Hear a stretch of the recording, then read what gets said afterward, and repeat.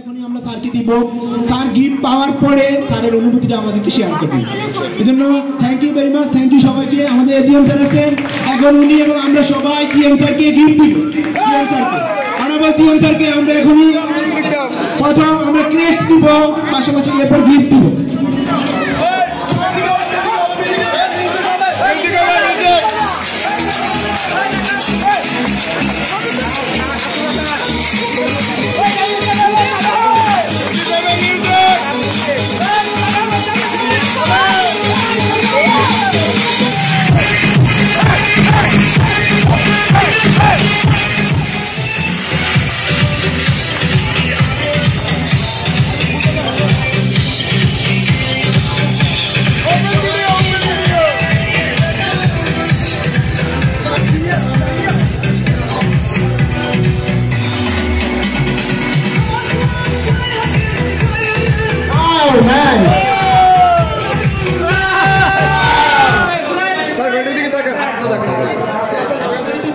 আমাদের জন্য গুরুত্বপূর্ণ কিছু কথা বলবেন, আমরা সবাই মনোযোগ দিয়ে শুনবো।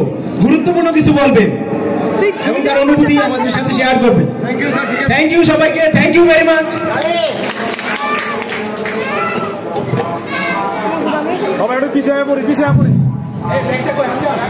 আসসালামু আলাইকুম। ওয়ালাইকুম সালাম।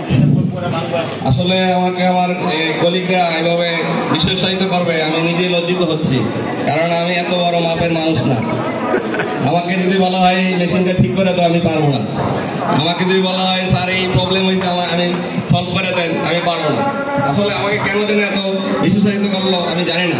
তবে আমি একটা জিনিস জানি, যেটা আমার পূর্ববর্তী প্রতিষ্ঠানে ওরা অস্বীকার করে। আমি যেখানে যাই, আমার জীবনের 3টা ভালো জিনিসের কথা বলি। আমি যখনই চাকরি চেঞ্জ করে যাই আরেক জায়গায়, ওইখানের লোকজনের সাথে ওদেরকে আপন করে নেই। আমি তাদের সাথে মিসবিহেভ করে তাদেরকে খাদাই দেয় না, মানে তাদেরকে ছড়াই দেয় না। এই জন্য প্রত্যেকটা জায়গায় আমার বন্ধু হয়ে যায়, সবাই আমার ফ্রেন্ডস হয়ে যায়, কলিগ ফ্রেন্ডস হয়ে যায়। এই জন্য আমি এই দীর্ঘ জীবনে 5টা ফ্যাক্টরিতে চাকরি করছি। এরকম আজকে যেরকম সবাই আমার সাথে, এরকম প্রত্যেকটা ফ্যাক্টরিতে আলহামদুলিল্লাহ সবাই এরকম সাথে, কারণ সবার সাথে আমি মিসবিহেভ করি না। আর একটা হলো, আমি আজকের কাজ আজকেই করতে পছন্দ করি। আমার যারা টিম মেম্বার আছে, কেউ মনে জারি বকা খায় না, এরকম কেউ নাই। বাট আমাকে কেন ভালোবাসে আমি জানি না। তবে আমি এটা বিশ্বাস করি, আমার সামনে যেটা সেটাই, পিছনে কিছু নাই। আমি কখনো ব্যাকবাইট করি না সবাইকে। আমি যখন জয়েন করার পর সবাই আমার টেবিলের সামনে বলছে, স্যার আমার বেতন কম, আমার বেতন কম, আমার বেতন কম, আমার প্রমোশন দরকার। আমি করে ওয়েট এন্ড সি, ওয়েট করো। তো ওয়েট করতে ইনশাল্লাহ এই বছর 14 জনকে আমরা প্রমোশন দিয়েছি। যেভাবে দিয়েছি 14 জনকে প্রমোশন দিয়েছি। এবং এমনও ছেলে আছে যে আশা করছে 3000 পারবে, তার 4000 বেড়ে গেছে। আসলে পিকনিকটা এই শুক্রবারের দিনটা, ছুটির দিনটা মিস করে ফ্যামিলি বাসা রেখে সেখানে আনন্দ হয় না, আনন্দ হয় না। কিন্তু আজকে আমরা এই জায়গা, ছোট্ট জায়গা, এনে খেলার মাধ্যমে আমাদের সময়টা কাটাইছি। যদি আজকে খেলা না থাকতো, সময় কাটতো না। তো আমি কথা দিচ্ছি, নেক্সট পিকনিকে ইনশাল্লাহ আমাদের যারা ওয়াইফ বাচ্চা নিয়ে আসতে সবাইকে আমরা অ্যালাউ করবো ইনশাল্লাহ। এই সুযোগ যাবো আমরা, যেখানে যাই আমরা সবাই একটা ফ্যামিলি হিসাবে যাবো। কে জিএম, কে ম্যানেজার, কে সুইপার, কে ক্লিনার, কে ওয়ার্কার, আমি এটা বিশ্বাস করি না। আমি মনে করি মসজিদে যেমন আমরা সবাই এক লাইনে থাকি, আমরা ফ্যাক্টরিতে আমাদের কর্মস্থলে সবাই একই রক্তে মাংসের গড়া আমরা মানুষ। আমরা একই টেবিলে বৈশাখ খাই, একই টেবিলে থাকি। হয়তো আমি ইঞ্জিনিয়ার হয়েছি, বড় পোস্টে আছি, একটা দলনেতা থাকতে হয়, চেন বাই চেন রাখতে হয়, সবাই দলনেতা হয় না। তো আমি চেয়ার ছেড়ে দিলে আরেকজন আসবে, এভাবেই আস্তে আস্তে চেন বাই চেন সবাই উপরে উঠবে। তো আমি সবাইকে রিকোয়েস্ট করি, আমরা আল্লাহর কাছে ধন্যবাদ। পরিশেষে আমি ধন্যবাদ জানাই আমাদের ফকির ফ্যাশনের ম্যানেজমেন্টকে, যারা তাদের অর্থায়নে আজকে আমরা অনুষ্ঠানটা করেছি।